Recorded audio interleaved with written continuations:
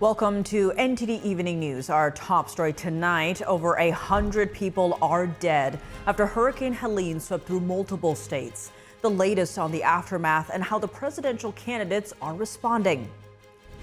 Israeli forces have launched the long-expected ground offensive into Lebanon, plus Israel's prime minister gives a message to the people of Iran. Jason Perry reports. The latest on the federal response to Hurricane Helene, how the death toll could be much higher than anticipated. And President Biden celebrates Olympians from Team USA at the White House. Jack Bradley in D.C. Kamala Harris cuts her trip in Nevada short to return to Washington, D.C. to get updates on Hurricane Helene. Meanwhile, former President Trump reacts to the deadly hurricane at Valdosta, Georgia. And the dreaded port strike could be coming tomorrow. 45,000 dock workers are planning to walk off the job, resulting in empty store shelves and costing the economy billions per day.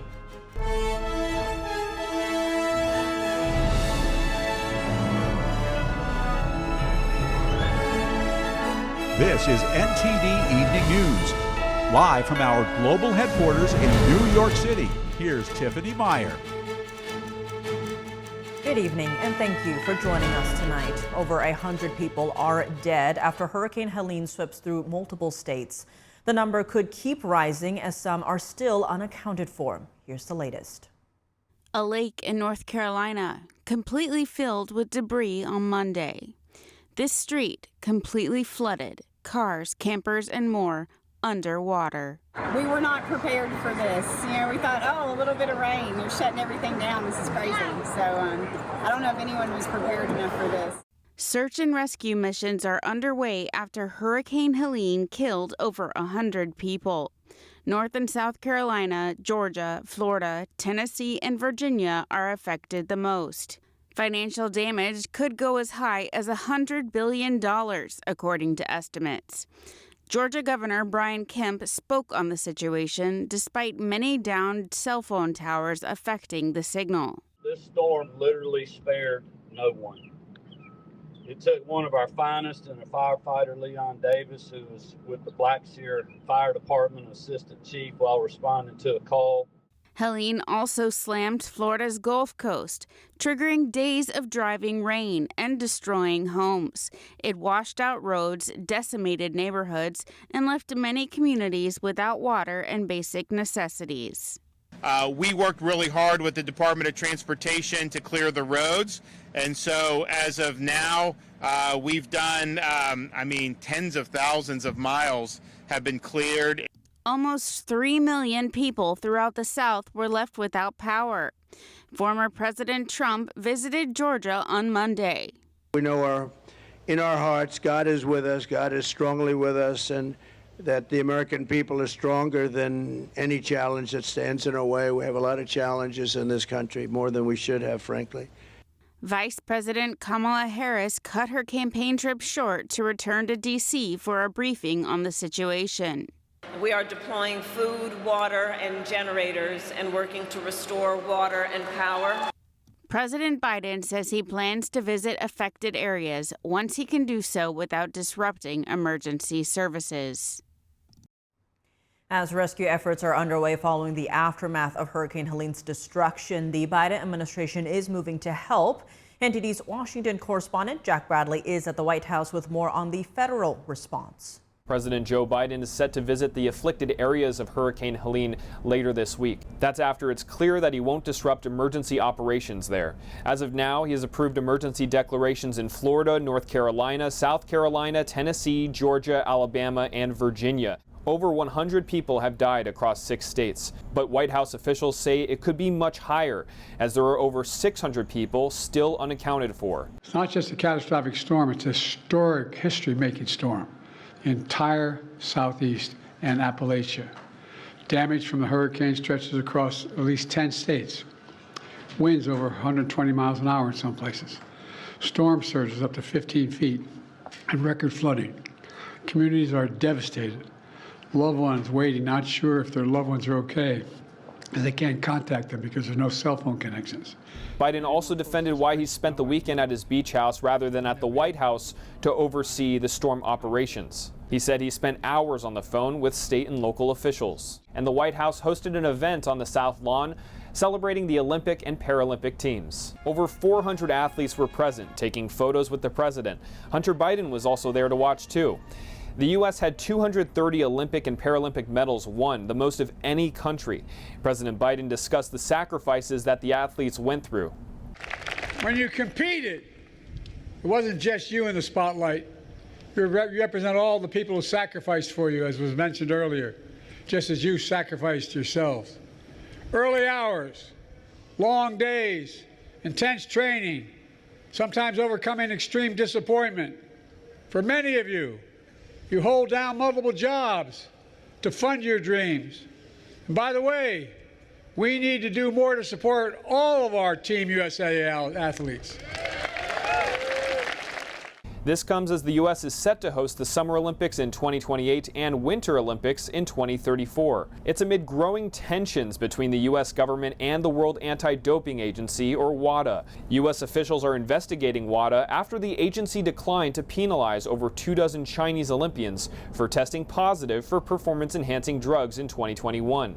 The International Olympic Committee has stepped in, saying that if the U.S. doesn't respect WADA in this investigation, then they won't be allowed to host the Winter Olympic Games in Utah. Reporting from the White House, Jack Bradley, NTD News. Lawmakers are calling for more funds for Hurricane Helene relief efforts. President Biden suggested he may call lawmakers back into session to approve such a measure. Our Washington correspondent Luis Martinez has more on this story. President Biden indicated this morning that he will ask Congress for a supplemental bill to help fund Hurricane Helene relief efforts. Democratic lawmakers immediately backed the president's comments. I'm here to tell every single survivor in these impacted areas that we will be there with you as long as it takes. Your nation has your back, and the Biden-Harris administration will be there until the job is done. Congressman Robert Garcia from California posted on social media that in Congress, we will ensure that FEMA and our local governors and mayors have the resources they need for a full recovery. House Appropriations Congresswoman Debbie Wasserman Schultz from Florida posted that I am pushing hard for a full emergency supplemental. We can't leave our communities vulnerable when they need our support the most. And New York Democrat Congressman Adriano Espaillat, who also sits in the House Appropriations Committee, said in a social media post, I vow to do all it takes to ensure those who were impacted by Hurricane Helene have the ability to rebuild and recover in the aftermath of this storm. Last Wednesday, Congress passed a continuing resolution to fund government through December 20th. Initially, House Republicans have proposed a 6-month CR with $10 billion in additional funds for FEMA. The proposal was rejected by Democrats, and instead Congress passed a 3-month clean CR with a spend fast provision for funds appropriated. The continuing resolution includes the typical anomaly that allows FEMA to tip into a full year's appropriation up front. That will give the agency access to $20 billion starting October 1st. It remains to be seen what amount of funds will the White House request of Congress for relief efforts. In 2024, Congress has already approved $231 million of supplemental funds for the Secret Service, $3 billion in supplemental funds for the Veterans Affairs, and $95 billion in supplemental funds for foreign assistance programs. Reporting from Washington, D.C., Luis Eduardo Martinez, NTD News. Vice President Kamala Harris skips 2 campaign stops in Nevada to return to Washington, D.C. for briefings on Hurricane Helene. Her campaign also reports receiving $55 million from fundraising events in California.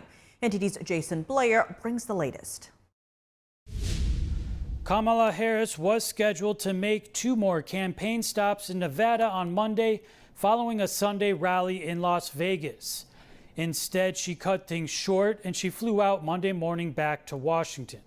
The vice president was briefed at FEMA headquarters on Hurricane Helene early Monday evening. Helene has been causing widespread devastation to multiple states in the southeast. At least 95 people have been killed, millions are without power, and many trapped in floodwaters. On Sunday, Harris posted a statement on X saying, Our administration will continue to stay in constant contact with state and local officials to ensure communities have the support and resources they need. A White House official said that Harris plans to visit the affected areas as soon as possible without disrupting energy response operations.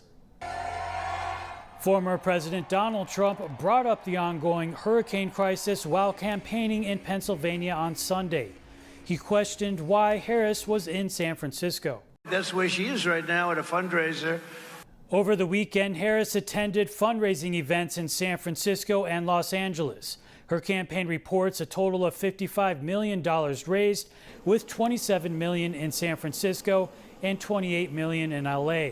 Tickets to the San Francisco fundraiser held at the Palace of Fine Arts reportedly ranged from $500 to $2,800.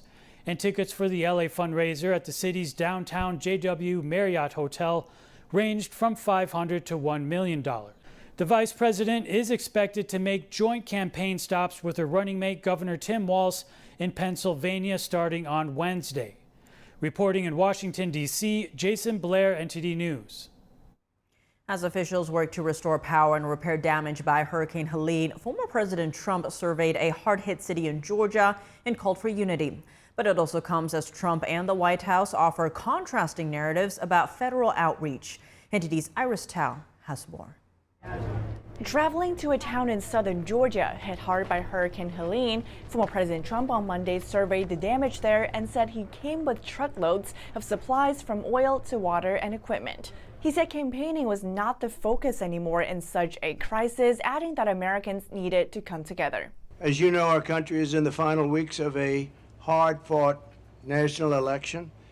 But in a time like this, when a crisis hits, when our fellow citizens cry out in need, none of that matters. We're not talking about politics now. We have to all get together and get this solved. It won't be easy because this one is so bad, but we know in our hearts, God is with us. God is strongly with us. Trump also led a moment of silence for those who were killed. And he emphasized the hurricane's impact on farmers, saying their crops and livelihoods were badly affected. Swift actions needed to get the farmers access to loans and disaster recovery aid. He added he's working with Elon Musk to get Starlink for those who need internet. But Trump also criticized the federal government's response to the hurricane. The governor's doing a good job, but he's having a hard time getting the president on the phone. Meanwhile, the White House says President Biden spoke with Georgia Governor Brian Kemp last night. Governor Kemp has stated today that he spoke to the president and appreciated the offer of all the help the president has offered, anything you need. And as the VP debate is coming up, Trump told reporters, I think JD is going to do great. He's a very smart guy. He's done a great job. On Tuesday, Trump is holding 2 campaign events in Milwaukee, and he says he'll be doing a live play-by-play on Truth Social. Reporting by Iris Tao, NTD News. And tomorrow, vice presidential candidates Tim Walz and J.D. Vance will debate right here in New York City. Tune in for the CBS News vice presidential debate tomorrow, starting at 9 p.m. Eastern Time on CBS or simulcast on NTD. NTD will also have on-the-ground coverage, in-depth analysis, and a lot more during our pre- and post-debate show presented by Steve Lance and myself. So don't miss our coverage tomorrow, October 1st, starting at 8 p.m. Eastern, right here on NTD. And the man charged in the second assassination attempt on former President Trump pleaded not guilty to 5 federal charges today. Routh has been ordered to remain in jail until trial. Prosecutors allege Routh planned to kill Trump as he golfed in West Palm Beach on September 15th. Routh criticized Trump in a self-published book. He also allegedly dropped off a letter with someone months earlier referencing an assassination attempt on Trump. Israeli forces have begun the long-expected ground offensive into Lebanon, with boots now on the ground. This comes just days after Israel killed the leader of the Iran-backed Hezbollah terrorist group. NTD's Jason Perry has the latest. On Monday, Israeli tanks were seen lined up along the Lebanese border. Israel's defense minister, Yoav Gallant, gave this message. The next stage in the war against Hezbollah will begin soon. It will be a significant factor in changing the security situation and will allow us to complete the important part of the war's goals, returning the residents to their homes. And soon after, Israeli troops began a much-anticipated ground offensive into Lebanon, according to what Israel told the U.S. Department of State. Meanwhile, Hezbollah's deputy chief said the Iran-backed terrorist group is ready for any Israeli ground offensive. His message came just days after Hezbollah's leader was killed by an Israeli airstrike. Israel told the U.S. that they will be conducting limited operations focused on Hezbollah infrastructure in Lebanon near the border with Israel. Also on Monday, Israel reported striking and killing a Hamas leader in Lebanon. Israel said that terrorist worked as the head of a teachers group for the United Nations Relief and Works Agency, or UNRWA. So we say loudly and clearly to UNRWA and to its head, Philip Lazzarini, what on earth is a terrorist doing as one of your teachers? Lazzarini said the UN employee was placed on administrative leave in March after an unspecified allegation was made against him. And over the weekend, Israeli fighter jets struck several Houthi targets in Yemen after the Iran-backed terrorist group fired ballistic missiles at Israel. Israel's prime minister on Monday told Iran that there is nowhere in the Middle East that Israel cannot reach. And he gave this message to the people. Iran's tyrants don't care about your future, but you do. When Iran is finally free, and that moment will come a lot sooner than people think, everything will be different. Meanwhile, family members of the 101 hostages still held in the Gaza Strip continue to make their voices heard. It's almost a year. My cousin survived 328 days in the tunnels of Hamas until the day she was executed by her captors. I wish no such destiny to any other hostage or family. Family members of hostages have said that any ceasefire deal with Hezbollah should require the hostages to be released. Jason Perry, NTD News. Welcome back. I'm Tiffany Meyer. A fire at a chemical plant in Georgia forced 17,000 residents to evacuate. The blaze in Conyers also led to the closure of a major highway. The incident began at around 5:30 a.m. yesterday when a sprinkler malfunctioned. It reacted with chemicals, creating a large plume of smoke. You could see the smoke from miles away. The Rockdale County Fire Department said the fire was initially contained. However, it reignited around noon, prompting more evacuations. Because of increasing concerns around air quality, residents were asked to shelter in place until midnight. Environmental officials are assessing potential hazards. They warn of possible toxic exposure from the smoke. A strike at U.S. ports could start tomorrow. Thousands of workers plan to stop working, likely resulting in empty store shelves and more inflation. Here's the story. Port workers plan to start striking Tuesday. The International Longshoremen's Association, or ILA, and its employers can't finalize a contract, so the ILA plans to halt business at 14 East and Gulf Coast ports, which handled 68% of container imports last year. First week, be all over the news. Second week, guys who sell cars can't sell cars because the cars ain't coming in off the ships. They get laid off. Third week, malls start closing down. ILA President Harold Daggett says it's unfair that shipping companies are making billions and investing in automation while longshoremen are paid little. He says the strike will show how important they are. Everything in the United States comes on a ship. They go out of business. Construction workers get laid off because the materials aren't coming in. The steel's not coming in. The lumber's not coming in. They lose their job. The union wants to raise their top hourly wage from $39 to $69 and maintain a ban on fully automated equipment. The strike is expected to cost the U.S. economy billions of dollars per day. You would have a very dramatic change in our ability to move goods, and this would actually impact trade, not just on the East and Gulf Coast, but globally, because ships would start backing up, you would have delays. Shipping expert Sal Mercogliano says we could see a literal standstill in some ports, and that the strike's impact could be terrible. This will have consequences on the shelves of Costco wholesale, Target, Home Depot, et cetera, Walmart. Maritime expert Rockford Whites says the strike could disrupt the holiday shopping season. Products that could be affected include European cars, fruits, vegetables, coffee, chemicals, clothing, furniture, pharmaceutical drugs, and alcohol. Prices could also rise. The strike could also influence the upcoming presidential election. President Biden commented yesterday on a possible port worker strike. He says he won't intervene if dock workers don't secure a new contract by the October 1st deadline.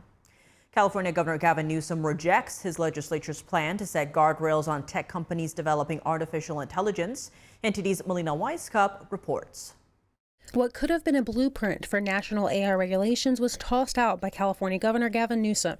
He reasons that the regulations proposed are ahead of the development of the technology itself, describing the proposed bill as having, quote, stringent standards for even the most basic AI functions. At the same time, Newsom launched his own initiative on AI safety. He's tapping Dr. Fei-Fei Li, an opponent of the vetoed bill, and several others to work on a trajectory for advancing AI while mitigating potential risks. The California bill split the tech industry. Elon Musk supported it, but Google and Meta opposed. This comes as half of the country is addressing AI-generated political content. Axios reports 19 states have passed laws addressing deepfakes, while 7 states are considering laws on AI's use in elections.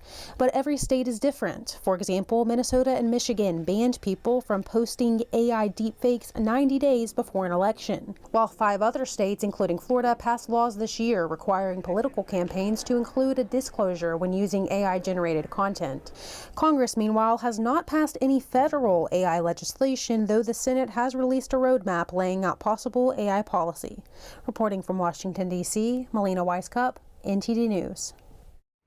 California is removing preferences for legacy and donor applicants to private colleges. NTD's David Lamb reports.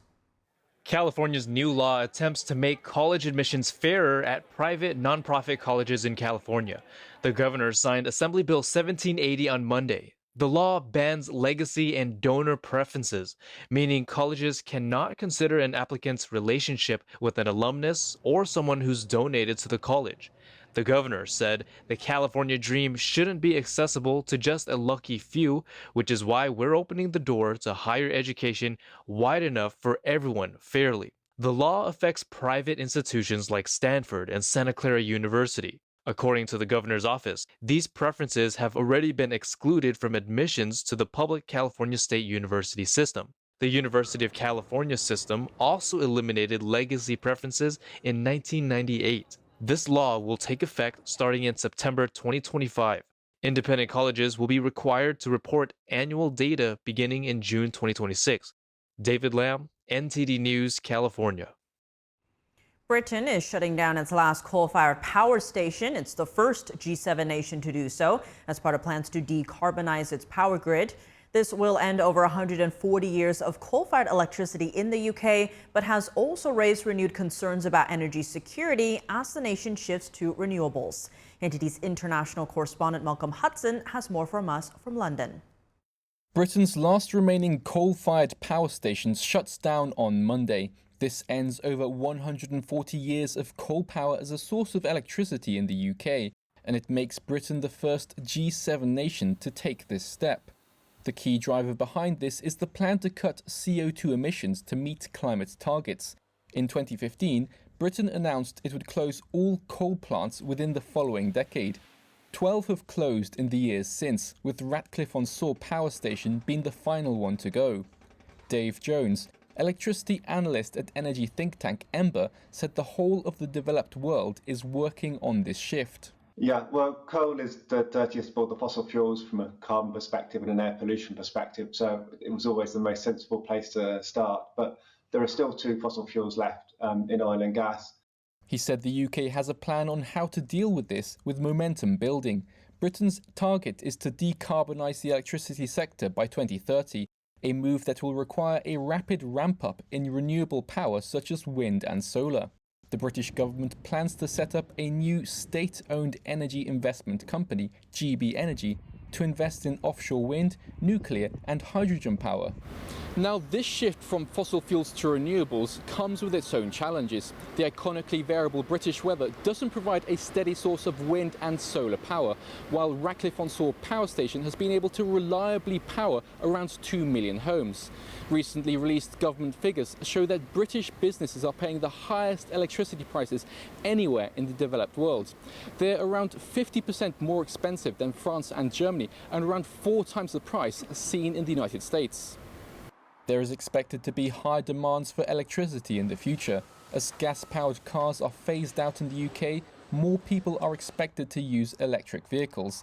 There will be a greater need to manage demand. People may be encouraged to charge their cars or use appliances when there are high levels of renewables available. It's been suggested this could be done through price mechanisms like energy rationing, with higher prices at peak times. Malcolm Hudson, NTD News, London. Welcome back. If you're just joining us now, here are some of today's top headlines. Over 100 people are dead after Hurricane Helene sweeps through multiple states. North and South Carolina, Georgia, Florida, Tennessee, and Virginia are affected the most. Almost 3 million people throughout the South were left without power. Israeli forces have begun the long-expected ground offensive into Lebanon. This came just days after Hezbollah's leader was killed by an Israeli airstrike. In a blunt message to Iran, Prime Minister Benjamin Netanyahu said there is nowhere in the Middle East that Israel can't reach. Vice President Kamala Harris skips 2 campaign stops to be briefed in Washington on Hurricane Helene. Her campaign also reportedly raked in a staggering $55 million from fundraising events in California. Meanwhile, former President Trump surveyed a city in Georgia hit hard by the storm and called for unity. A strike at U.S. ports could start tomorrow if there's no agreement with the longshoremen's union on a new contract. The strike would force shutdowns at 14 ports in major cities from Boston to Houston. The work stoppage is expected to cost the U.S. economy billions of dollars a day.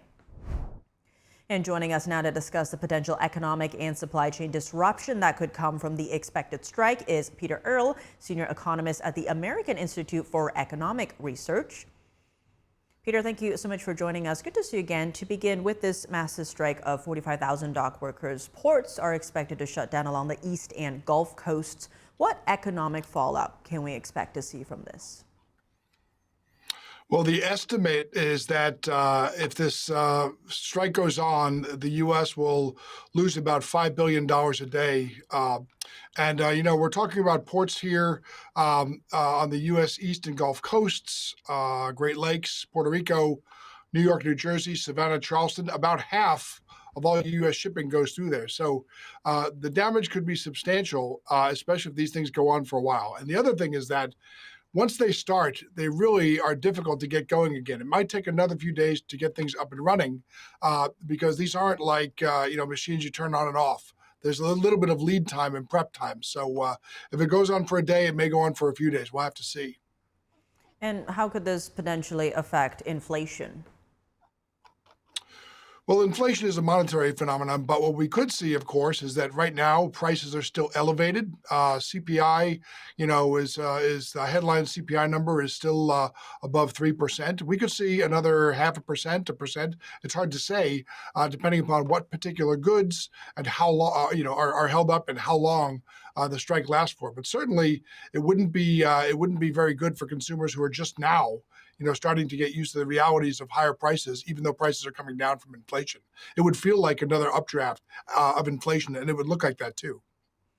And with this potential port strike, how soon would we feel the economic impact? Right away? Christmas, holiday shopping next year? How will the duration of the strike factor into that? So I think we're already feeling some of those effects because if you look at the prices, for example, of containers, the price of containers are usually that's a 40-foot box that goes between ships, and it's a standardized container. They go between trucks and ships and all that sort of thing interchangeably. They're usually about $2,500 to rent. They've already run up to about 6,000, which tells me that a lot of firms, a lot of shipping firms are already buying these things. They're trying to reserve them just in case they have problems. So I think we would already see some of those prices in the economy now. But I think immediately, a day or two into the strike, we would see it in the most commodity-like goods, like fuel, like food, that sort of thing. But I suspect that although they haven't done so yet, the Biden administration, if we reach midnight and there's no agreement between the two groups, I think the Biden administration is going to jump because the economy is already seeing rising unemployment and some other signs of weakness. I don't think they will want to let this derail an already precarious economic situation. I do want to get to the Biden administration, but first, expanding on one of your earlier points, the 36 ports impacted handle about half of America's ocean trade. What would this mean for not just America, but the world? Well, there are certainly a number of countries that the U.S. Trades with a lot over using sea routes. In particular, South Korea, Mexico, and Canada, ironically. A lot of our shipment and our trade with them takes place over ships. But also right now, we've seen in the last few days, China has unleashed a whole bunch of monetary and fiscal stimulus programs to keep its listing economy afloat. A blow to shipping between the U.S. and China of this sort could really derail trade, and it could make the situation in China, which seems to be under control right now, it could knock it back out of control of the government and create a more wide-ranging economic slowdown. So a lot hinges upon what happens in the next 24 hours. And now the last strike that hit the eastern Gulf Coast in 1977 lasted about 45 days. How long do you expect this strike to last if it does take off? Because we still have, prices that are too high, and the inflation is still going on, prices are still above the Fed's target, and because the employment picture in the U.S. is worsening, I expect that if we don't see a deal by midnight, the Biden administration is going to employ their rights under the Taft-Hartley Act and try to order the 80-day cooling off period, in which time they're hoping that an agreement could be hammered out. I could be wrong, but I have a feeling they're going to jump in because they have really only to lose. The Biden administration does, I should say, be clear about that. If this strike occurs, and the longer it goes on, the more they had to lose in terms of economic performance. And expanding on that, how do you see this ultimately getting resolved, especially in this age of, say, automation and AI? Yeah, I think that's the most important part of what's going on here is a lot of people would see this and immediately assume that management is being intransigent or something. But in fact, the International Longshoremen's Association is not only looking for more money. It was reported a few years ago that dock workers on the East Coast make an average of $171,000 a year plus free health care. So they're not really underpaid, or it doesn't at least seem like it. But more importantly, one of the things the union is asking for is to get port managers to agree to not automate cranes, not automate gates, and not use automated container trucks as they're developed.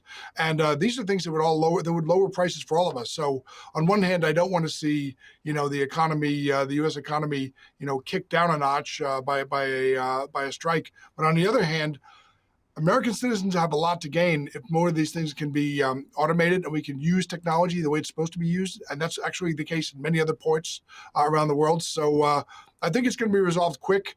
But I wonder if the long-term cost of agreeing not to automate these things will be higher than the cost that we're going to pay in the short term if the strike were to go on. Peter Earle, Senior Economist at the American Institute for Economic Research. Thank you so much for joining us. Thanks for having me. With the presidential election now in the home stretch, where do our nation's young voters stand in politics? NTD's Sam Wong went to Georgetown University in Washington, D.C. to hear from the students. Who has your vote in this election? Harris. I'm currently undecided. Harris, for sure. Because she is committed for the people, she wants to actually protect our democracy, and she's not threatening to upend the rule of law as we know it. It's a good question. Probably go with my man, Big T. I think it's more about the policy and less about the character, certainly. I'm voting for Kamala Harris. Although, she has a complicated record, I think that the perfect is the enemy of the good. I would say usually I vote conservatively, but I don't really know this year. Trump. I think I'm taking more of a defensive standpoint against the policies the vice president is supporting. Probably Harris. And I like a president that is better at passing legislation. So those would be my main arguments, I guess. I don't plan on voting. I vote Libertarian, it doesn't matter. I don't vote, it doesn't matter. That's my opinion. Probably Trump. I think the economy is not where it needs to be. I think the issues of the southern border, Harris has had 4 years to fix them. She hasn't done so. And I think foreign policy, we had 4 years of Trump, peace through strength. What are some of the policy issues that you care about the most?